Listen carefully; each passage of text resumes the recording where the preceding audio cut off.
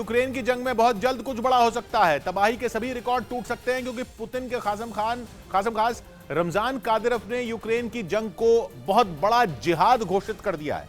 Kadyrov ने रूस के मुसलमानों से खुली अपील की है कि वो इस जिहाद में बढ़ चढ़कर हिस्सा लें, यूक्रेन को पुतिन के कदमों में लाकर रख दें, ताकि 8 महीने से चल रही यूक्रेन की जंग का रूस की जीत के साथ दी एंड किया जा सके। सामने आए वीडियो में रमजान कादिरोव यूक्रेन में रूस का झंडा गाड़ने के लिए इतने बेताब दिखे कि उन्होंने अल्लाह के नाम पर यूक्रेन में लाशें ही लाशें बिछाने की कसम ही खा ली। रमजान कादिरोव ने दो टूक कहा कि वो जापोरिजिया या खैरसॉन में नहीं रुकने वाले, क्योंकि पूरा का पूरा यूक्रेन ही रूस का है। उन्होंने ये तक कहा कि भले ही यूक्रेन के साथ अमेरिका से लेकर यूरोप तक पूरी दुनिया खड़ी हो जाए, लेकिन बकरे की अम्मा कब तक खैर मनाएगी। यूक्रेन ज्यादा वक्त तक रूस के आगे नहीं टिक पाएगा। बल्कि रूस के नागरिकों को हथियार उठाने को मजबूर करने के लिए कादिरोव ने उन्हें इस्लाम का वास्ता भी दिया और कहा कि जो भी यूक्रेन में लड़ने जाएगा उसे शैतानों का कत्ल करने का मौका मिलेगा। मतलब कादिरोव ने ज़ेलेंस्की और उनकी सेना को शैतान ही बता दिया। इतना ही नहीं, कादिरोव ने अपने वीडियो मैसेज में यूक्रेन के सैनिकों का वो खौफनाक हश्र करने की धमकी दी कि किसी की भी रूह कांप उठे। शैतानों को не будем брать प्लेन, будем сжигать это।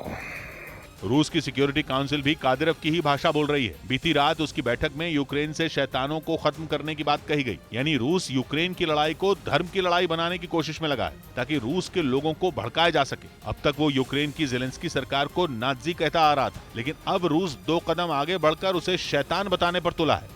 रूस की सेना ने मेलिटोपोल और नीप्रो समेत कई शहरों पर रॉकेट से ताबड़तोड़ प्रहार कर वहां तबाही मचा दी। यह हमला पुतिन की एक बैठक के बाद किया गया। दावा है कि उस बैठक में पुतिन ने सेना को यूक्रेन पर जोरदार हमला करने की खुली छूट दे दी, जिसके बाद रूसी सेना ने रॉकेट की बारिश कर यूक्रेन के कई ठिकानों को नेस्तनाबूद कर दिया।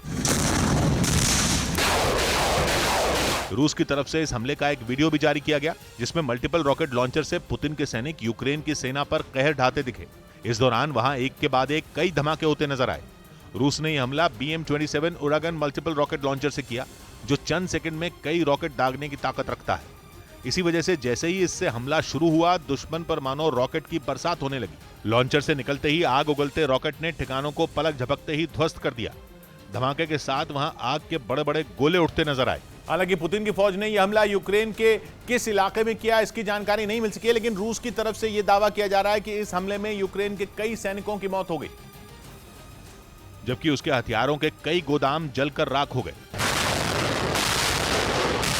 रूस का दावा है कि इस हमले में यूक्रेन की सेना के कई टैंक और बख्तरबंद गाड़ियां भी बर्बाद हो गईं। बताया जा रहा है कि रूसी सेना का हमला इतना जोरदार था कि ज़ेलेंस्की के सैनिकों को संभलने तक का मौका नहीं मिला। वीडियो में आग उगलते रॉकेट हर चीज को जलाकर राख करते दिखाई दिए। रूस के इस ताकतवर हथियार से किए गए हमले की वजह से पूरा इलाका दहल गया। जिस जगह पर भी रॉकेट गिरे, वहां सब कुछ मिट्टी में मिल गया।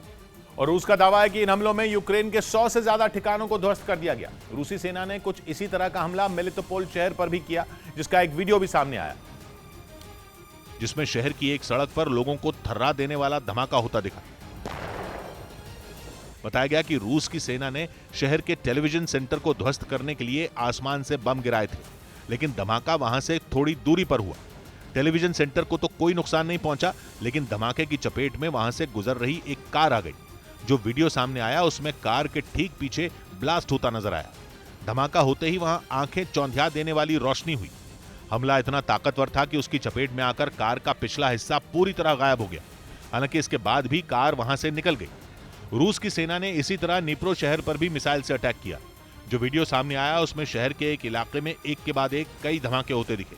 बताया गया कि रूस के इस हमले में 2 लोगों की मौत हो गई, जबकि कई लोग घायल हो गए। रूस के राष्ट्रपति पुतिन ने हथियारों का उत्पादन तेज करने का आदेश जारी कर दिया। एक रोज पहले ही उनके करीबी दिमित्री मेदवेदेव ने वहां की कंपनियों को ज्यादा हथियार न बनाने पर जेल भेजने की धमकी दी थी, क्योंकि 8 महीने से जारी जंग में रूस की सेना के पास हथियारों की भारी कमी हो गई है। पश्चिमी मीडिया के मुताबिक यूक्रेन के पलटवार से सबसे ज्यादा नुकसान रूस के टैंकों को हुआ। रूसी सेना को टैंकों की ऐसी कमी पड़ गई कि उन्हें कबाड़ में खड़े किए गए टैंक भी जंग में उतारने पड़े और वो टैंक भी पश्चिमी देशों के आधुनिक हथियारों के सामने टिक नहीं पाए। यूक्रेन के हमले में रूस के सैकड़ों टैंकों के परखचे उड़ गए। इसके साथ ही रूस को बख्तरबंद गाड़ियों और गोला बारूद की भी भारी कमी होने का दावा किया गया। माना जा रहा है कि इसी वजह से पुतिन ने अपने देश के हथियार बनाने वाली कंपनियों के लिए नया फरमान जारी कर दिया और सख्त आदेश दिया है कि वो पूरी ताकत से टैंक समेत दूसरे हथियार बनाने में जुट जाएं, क्योंकि दावा है कि जैसे जैसे जंग आगे बढ़ती जा रही है रूस के हथियारों का जखीरा खत्म होता जा रहा है। और हथियार ही नहीं होंगे तो उनके सैनिकों को जेलेंस्की की सेना के सामने घुटने टेकने में ज्यादा दिन नहीं लगेंगे। पश्चिमी मीडिया के मुताबिक रूस में हथियारों की कमी होने की वजह से ही इन दिनों उसके ड्रोन हमले बढ़ गए हैं। दावा है कि ड्रोन से भी रूस जंग में इस वक्त वैसे हमले नहीं कर रहा जैसे पहले करता था, यानी वो ईरान से मिले ड्रोन को भी बचाकर जंग लड़ रहा है। दावा तो ये भी किया गया कि सिर्फ हथियार ही नहीं, यूक्रेन में लड़ रहे रूस के सैनिकों को दूसरी जरूरी चीजें भी नहीं मिल पा रही हैं। पश्चिमी मीडिया ने दावा किया कि ऐसे हालात से पुतिन के सैनिकों का हौसला बुरी तरह टूट रहा है और अपने सैनिकों में नई जान फूंकने के लिए पुतिन कुछ रोज पहले खुद ही मोर्चे पर उतरे दिखाई दिए थे। वो रूस के रिजियान प्रांत के एक ट्रेनिंग कैंप पहुंच गए थे। वहां उनके सैनिक आधुनिक और खतरनाक हथियारों के साथ दिखाई दिए थे। लेकिन पश्चिमी मीडिया के मुताबिक ये भी पुतिन का एक प्लान था। वो ये दिखाना चाहते थे कि उनके सैनिकों के पास घातक हथियारों की कमी नहीं है, बल्कि वो किसी से भी मुकाबला करने के लिए तैयार हैं। हालांकि एक रोज पहले ही उनके करीबी और रूस के पूर्व राष्ट्रपति दिमित्री मेदवेदेव ने रूस की हथियार बनाने वाली कंपनियों को धमकी दी थी। उन्हें तेजी से हथियारों का उत्पादन करने का आदेश दिया गया था और ऐसा नहीं करने पर जेल भेजने की उन्हें चेतावनी दी गई। उनकी इस तरह की धमकी के बाद ही चर्चा तेज हो गई कि रूस हथियारों की कमी से जूझ रहा है। दावा है कि इसी वजह से पुतिन और उनके करीबी बुरी तरह बौखला गए हैं।